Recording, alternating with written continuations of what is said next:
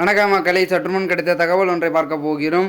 செங்கோட்டையன் அவர்களுக்கு வீட்டுக்கு சென்ற நிர்வாகிகள் பெரும் திருப்பம். இந்த ஒரு தகவலை பற்றி தான் நாம் பார்க்க போகிறோம். தகவலை பார்ப்பதற்கு முன்னதாக நீங்கள் நம்மளுடைய சேனலுக்கு புதிய பார்வையாளர்களாக இருந்தீங்கன்னா மறக்காமல் சேனலை சப்ஸ்கிரைப் பண்ணி வைத்துக் கொள்ளுங்கள் மக்களே.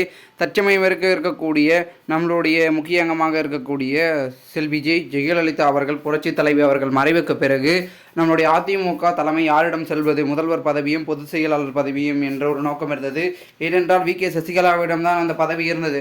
அவர்களுக்கு என்ன ஆகிவிட்டு என்றால், சொத்து குவிப்பு வழக்கின் காரணமாக சிறைக்கு செல்ல இருந்தார் வி.கே. சசிகலா அவர்கள் என்று கூறப்பட்டிருந்தது.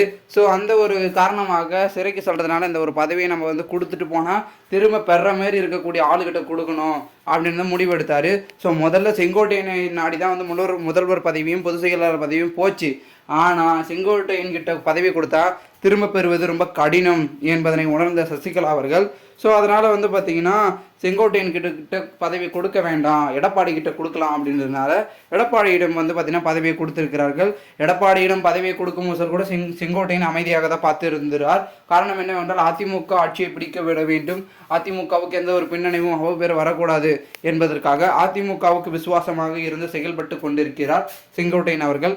இந்த ஒரு சூழலில் 48 ஆண்டுகளாக அதிமுகவில் மிகவும் அதிமுகவுக்கு பற்றாகவும் பெருமிதம் கொள்ளும் வகையில் அவருடைய செயல்பாடுகள் இருந்து கொண்டிருந்தாலும் கூட அப்படியே தொடர்ந்திருந்தார். ஆனால் எடப்பாடி பழனிசாமி தலைமையில் பொதுச் செயலாளரான பிறகு நடந்து முடிந்த 2021 சட்டமன்ற தேர்தலில் 3.5% சதவீத ஆதரவை பெற்று தற்பொழுது எடப்பாடி பழனிசாமி தலைமையிலான அதிமுக தற்பொழுது எதிர்க்கட்சியாக மாறிவிட்டது.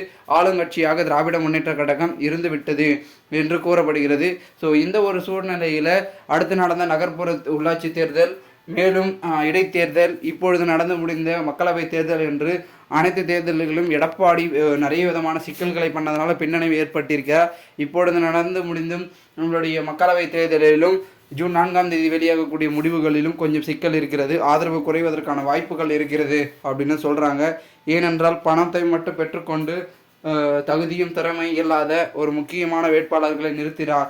ஏனென்றால் பணம் இருந்தால் போதும் அப்படின்ற ஒரு சூழலை கட்டமைத்து அதிமுகவை வழிநடத்துகிறார். ஆனால் மறைந்த புரட்சி தலைவர் எம்ஜிஆர் இருக்கட்டும், சிறப்பாக வழிநடத்தி சென்ற செல்வி ஜெயலலிதா ஆகட்டும், இருவருமே இந்த ஒரு தவறை பண்ண மாட்டார்கள். ஆனால் அதை எடப்பாடி பழனிசாமி செய்து அதிமுகவுக்கு பின்னடைவை ஏற்படுத்துகிறார் என்று நம்முடைய செங்கோட்டையன் தரப்பினர்கள் சொல்லிக் கொண்டிருப்பதாகவும் தகவல்கள் வெளியாகிருக்கிறது.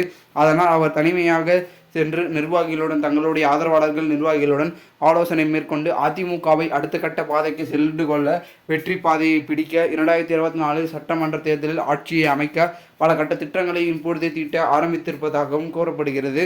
மேலும் இந்த ஒரு சமயத்தில் அதிமுகவில் செங்கோட்டையன் தலைமை தான் வேணும் என்ற கோஷங்களும் பெரும் திருப்பமாக நடந்து கொண்டிருக்கிறது. பொறுத்திருந்து பார்க்கலாம் என்ன நடக்கிறது, என்ன மாதிரியான விஷயங்கள் அதிமுகவில் தொடர்ந்து ஒலித்து கொண்டிருக்கிறது என்பதனை பொறுத்திருந்து பார்க்கலாம். மேலும் இது போன்று நீங்கள் அரசியல் சார்ந்த நிகழ்வுகளாம் தினசரி தெரிந்து கொள்ள சேனலை சப்ஸ்கிரைப் பண்ணுங்கள். நன்றி, வணக்கம்.